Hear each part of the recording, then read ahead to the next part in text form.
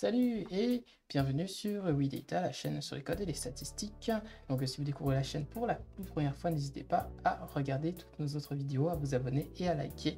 Donc de cette façon-là, on est capable d'être un peu plus vu et notre savoir et notre passion peut être partagé au plus grand nombre. Là, nous étions donc sur les fondamentaux avec Python pour les chaînes de caractères. Et là maintenant, on va se lancer dans quelques exercices, donc se faire la main pour voir si on comprend et on maîtrise bien le concept. Alors, je pense que tout d'abord, on va commencer par des exercices qu'on va faire fait main, quoi. Donc, le tout premier exercice, ça va être de... Oui, alors on va faire ça. Voilà. Donc ici, on va lancer un éditeur qui va nous permettre en fait de pouvoir voir le contenu. Parce que donc si je fais un print comme ça, un hello world, donc le print va juste dire afficher un résultat, donc je vais pouvoir après l'exécuter et donc ça va juste m'afficher hello world. Donc c'est juste la zone de réponse que j'ai. Donc je peux me mettre un nombre 7 par exemple et ensuite ça va nous retourner 7. Donc ça va être quelque chose qui va nous aider à pouvoir voir, visualiser et faire les trucs. Donc ce qu'on va essayer de faire, c'est une fonction qui s'appelle occurrence. Donc c'est occurrence qui va prendre une chaîne, donc comme par exemple hello world, et en fait va nous retourner le nombre d'occurrences d'une certaine lettre, donc comme par exemple O. Donc ça va être assez simple dans mon design, mais peut-être ça peut être un peu long à écrire. Donc bien évidemment, j'ai dit que c'est une fonction, donc il faudrait faire une fonction def, en parlant un peu des fonctions. C'est une fonction, c'est juste quelque chose qui va prendre des paramètres et ensuite retourner quelque chose. Donc on l'a vu dans quelques exercices qu'on a vu précédemment. Donc ici on a une chaîne de caractères et ensuite un caractère et ensuite on doit retourner un résultat avec occurrence. Alors, ce que je vous propose de faire, c'est de mettre la vidéo en pause, d'essayer l'exercice, de voir si vous y arrivez. Et après, bien évidemment, on va voir ensemble comment le résoudre. Mais c'est mieux justement si vous essayez déjà de le faire. Ce qu'il ne faut pas oublier de faire, c'est de faire un return pour retourner des résultats. Donc ça va être un return, comme par exemple, on va mettre... hello world, c'est pas du tout ce qu'on cherche, mais voilà. D'accord, alors vous pouvez mettre sur pause et on y va. Donc j'espère que vous avez pu mettre sur pause, on va pouvoir y aller. Voyons voir qu'est-ce qu'on peut faire avec les occurrences. Donc on va donc prendre la chaîne et ensuite pour chaque lettre, on va faire cette vérification. Ici, c'est le caractère recherché. Donc, on va prendre la lettre. Donc, comme par exemple, on va prendre le H. Est-ce que le H fait partie de la lettre recherchée? Ouais, donc c'est pas le O, donc non. Le E non plus. Ça non plus, ça non plus. Ah, il y en a un, donc on va cocher, etc. Donc, c'est-à-dire on va juste compter la lettre. Donc, vu qu'ici on va compter, donc il va falloir mettre un compteur. D'accord. Donc ici nous avons ces informations que j'ai mis. Donc chaque lettre en fait ça va être fort lettre une S. Donc, comme ça va itérer dans chaque lettre. Ensuite, qu'est-ce qu'on peut regarder d'autre? Donc, on va faire si c'est le caractère recherché, donc on va faire if. C'est-à-dire si la lettre est caractère S, non, caractère C, donc le caractère qu'on cherche, Alors là, on va compter la lettre, on va faire donc compteur égal à compteur plus 1. Donc ça veut dire que la nouvelle valeur de compteur, ça va être l'ancienne plus 1. C'est comme ça qu'il va être incrémenté. Ensuite, on va retourner. Donc incrémenter, c'est-à-dire augmenter de 1. Et on va retourner le compteur. Hop, d'accord. Donc maintenant, on va pouvoir tester. Hein. Donc si on fait résultat avec référence, ensuite qu'on va printer le résultat. Donc quand on fait un print, on va juste afficher le résultat qu'on veut. Donc en lançant le tout, donc bon là c'est le Word que j'ai écrit. Il y a juste cet résultat, donc on va lancer. Hop, voilà, donc nous tombons sur 2 comme nous attendions. Parce qu'on a utilisé Hello World avec O. Mais maintenant, si à la place du O qui se trouve ici, on prend L. Donc ici, il devrait nous afficher 3. Et donc, il nous affiche bel et bien le 3 ici. Donc, bueno. Maintenant, suivant.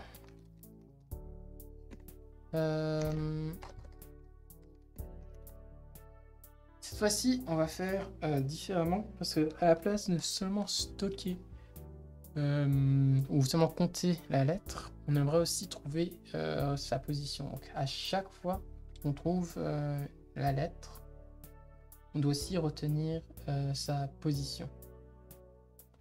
Donc on va faire quelque chose d'assez simple. Hein.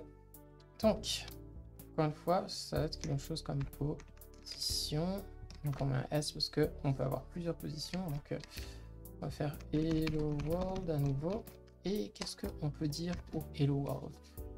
Si on prend un O dedans, ben en fait, ça doit nous retourner 2 positions, donc qui sont les positions 0, 1, 2, 3, 4, 5, 6, 7. Normalement, ça doit nous retourner le 4 et le 7. Donc on va pouvoir faire notre code à ce qu'il soit capable de faire ça tout seul comme un grand. Donc ça, on va mettre en commentaire et on n'a plus qu'à définir position. D'accord, donc on va mettre non pas qu'est-ce que je fais, on va mettre S et C. Donc faudra itérer à l'intérieur de la chaîne, mais pour vous donner un indice, vous pouvez aussi en fait itérer avec les index, comme ça vous connaissez en fait la position de la lettre. Donc il y a 2 solutions pour le faire. Donc il y a la boucle for, hein. Donc on avait vu, le souci c'est qu'il va juste avoir la valeur en tant que telle, parce qu'il y a la boucle for comme ça, donc, mais il y a une solution qui s'appelle aussi enumerate. Vous pouvez même très bien aller sur internet, taper Python enumerate et voilà, il vous présente le code pour faire une énumération. Donc c'est juste que ça va nous permettre d'afficher un numéro avec les valeurs qu'on veut. Donc par exemple pour présenter ça, si je fais oui, S est égal à Hello World, ensuite qu'on fait un for, cette fois-ci on va mettre I et lettre, c'est à dire que là on aura le numéro et la lettre in, ensuite on fait enumerate de S. Alors qu'est-ce qui va se passer avec ça? Donc on a jusqu'à faire un print. D'abord on va mettre le numéro et ensuite on va mettre la lettre. Ensuite on va aussi mettre une séparation de quelques lignes, comme ça on sait que c'est coupé. Donc peut-être vous ne comprenez pas tout de suite ce que je fais, mais regardez à peu près ce que ça donne.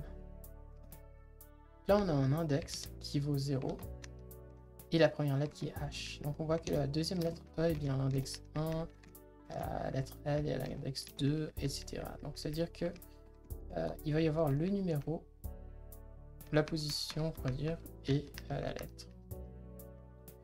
Donc ça, c'est cette méthode-là qui est extrêmement intéressante chez Python. C'est quelque chose qui est un peu plus universel dans la plupart des langages, c'est la boucle while.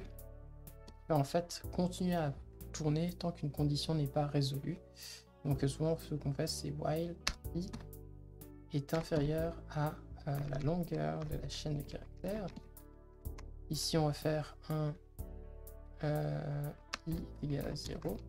Et c'est à nous de pouvoir augmenter, augmenter à la main donc le i. Donc si i est égal à i plus 1. Donc comme ça, il s'augmente tout seul. Et là, on peut faire notre code. À la différence du for, là, on avait déjà la lettre. Il va falloir justement trouver la lettre en faisant S de I. Donc si vous voulez, vous pouvez garder S de I ou faire lettre est égal à S de I. Et donc là, vous pourrez faire à peu près le même code au centre. Donc je vous laisse faire pour tenter de réussir.